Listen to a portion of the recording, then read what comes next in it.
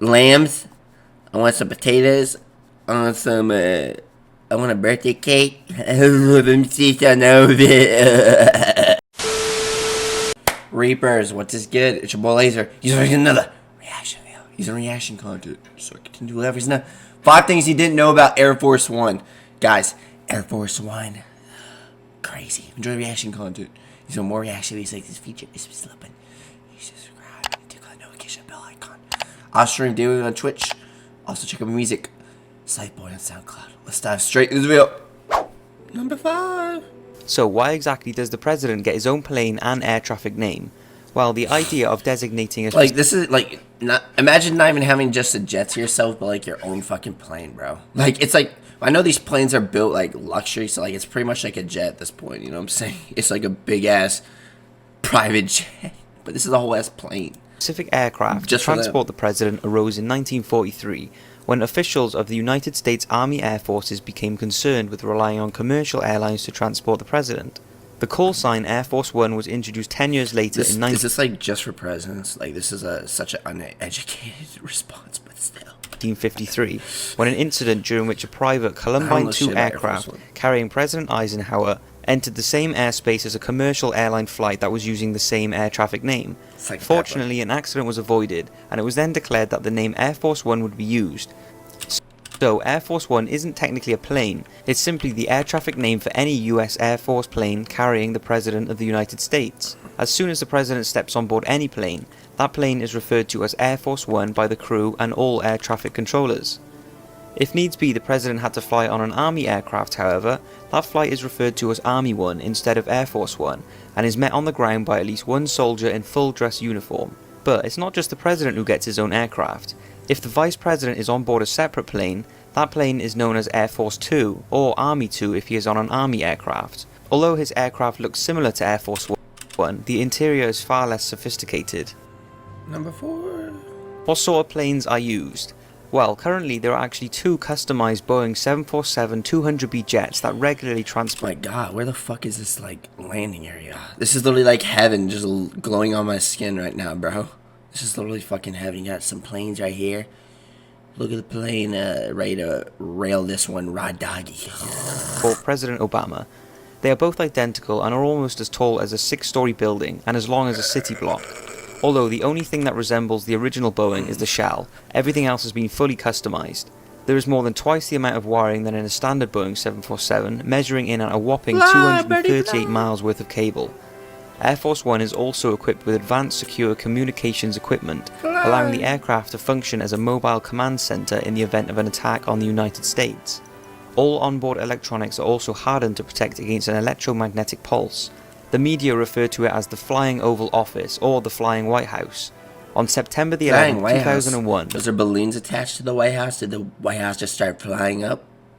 Flap, flap, little birdie! The President's plane showed that it was much more than just an executive jet. It became a mobile bunker when all ground positions seemed vulnerable to attack. It also has 85 onboard telephones, a collection of two-way radios, fax machines, computer connections, 19 televisions, and an assortment of high-class... Obama, what you doing? Obama, you talking to some local strippers at the nightclub? Wait, nightclub, what? At the local club? Sorry. Yeah. How's that line going for you? You enjoying it? Furniture. The phone system is set up for normal air-to-ground connections and secure lines. The President and his staff can reach just about anybody in the world while cruising thousands of feet in the air, which is pretty incredible. What about the security? Well, every single Air Force One flight is classified as a military operation and is handled as such. The plane's main hangar is at the Andrews Air Force Base in Maryland, and there Air Force One teams plan the destination for the aircraft. Before every flight, they carefully inspect the plane and the runway. When it's time to head off, the Marine One helicopter brings the President from the White House to Andrews Air Force Base. Go check out my song Chopper on SoundCloud, bro. Chopper. Get to the chopper, Arnold. Teams all over the base keep an eye out for any unauthorized personnel and are authorized to shoot on sight. In advance of every Air Force One flight, the Air Force crew sends C-141 cargo carrier I know, like, yeah, if anything flies over the White House, they have to, like, shoot it down, right? Is that how it works? That carry the President's motorcade to the destination. This collection of bulletproof limousines and I like how I always look at my second monitor when reacting to shit. Like, I never look at my first one, like this right in front of my face. I always like looking at my second one, my fucking overlay one.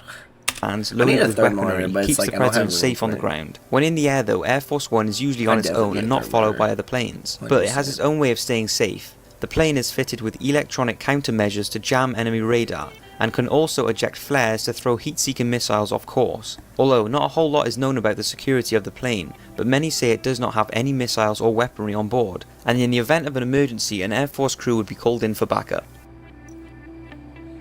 Air Force One can carry the president wherever and whenever he needs to travel.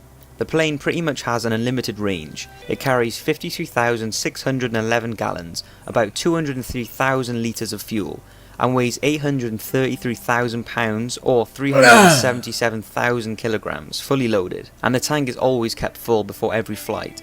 With a full tank, the plane can fly halfway around the world, and if that isn't enough, it has the capability of mid-air refueling.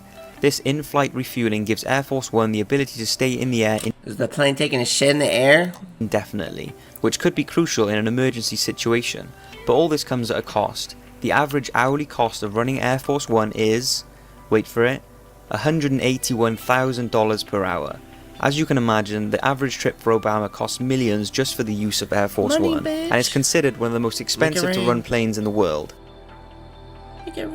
What's available inside the plane? Well, the first Air Force One had a sleeping area, a radio telephone, and a retractable elevator to lift President Roosevelt into his wheelchair. It's safe to say that Obama's current plane is far more luxury. Inside, the president and his travel companions enjoy 4,000 square feet of floor space on 3 levels. Any McDonald's in there? Don't eat McDonald's, kids. Including an extensive suite for the president that features his own bedroom, bathroom, workout gym, and office space. Air Force One also includes a medical suite that can function as an operating room, as a doctor is permanently on board. The plane's 2 food preparation galleries can feed 100 people at a time, and is said to store 2,000 meals on board. Although, instead of having whatever he wants, Obama has stuck to a basic on-flight menu. Obama's ready to feast, bro. So that's 5 cool things about Air Force One. Look at Obama, bro. He's like, I want the fucking strawberry jam on my pancakes. I want lambs. I want some potatoes. I want some, I want a birthday cake. Let me see if I know it. One. I hope you've enjoyed the video, and I will be doing one soon on a very secret plane that not many people know about, the President's Doomsday Plane, an aircraft that is fully prepared for a nuclear attack. But bye for now, and see you in the next video. What a landing, bitch. Okay, so if this video, hope you enjoyed it. Which one of those things about Air Force One was most interesting to you? Reaction content. So reaction videos like you need to do. I'll see you next one. Peace.